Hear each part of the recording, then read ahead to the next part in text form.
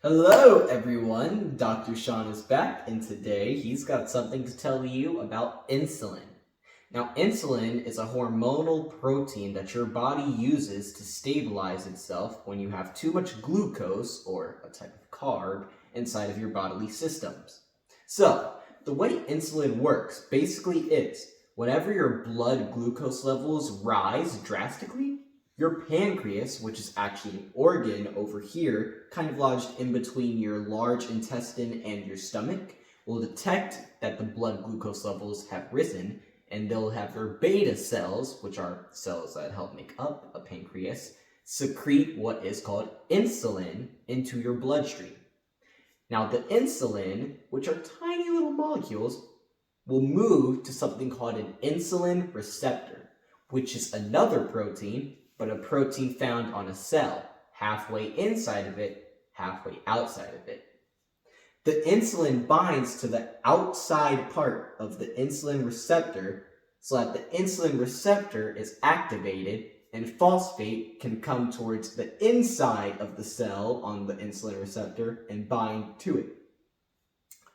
This process that's about to start is called phosphorylation, where phosphate is slowly added to other groups, other molecules.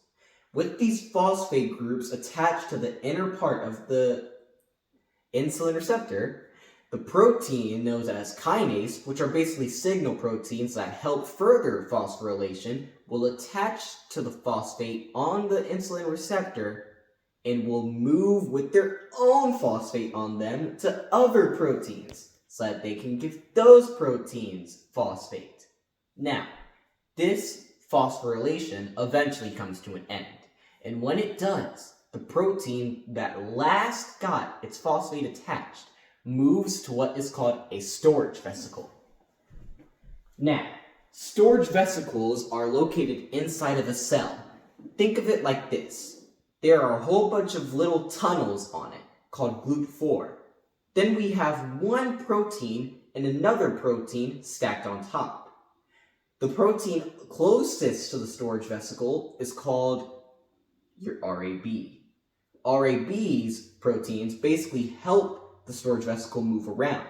But with this additional protein on top of the RAB can't function properly and the storage vesicles can't move freely, so they're stuck in one place. Now remember, the last protein to undergo phosphorylation moves to the storage vesicle and interacts with the protein, preventing the vesicle from moving so that this protein breaks off. Now it's just RAB and the storage vesicle with all of its GLUT4, and the storage vesicles, that's right, plural, can move towards the outside of the cell. It's like they don't leave the cell, but they move right up to the cell membrane, close to where the insulin receptor is, and their GLUT4 sticks halfway out of the cell membrane so that it's exposed to the bodily functions, and glucose can come in through the bloodstream into the GLUT4 and into the cell. Now, after glucose all binds together inside the cell, they can actually be clumped together to form glycogen and be stored for later use.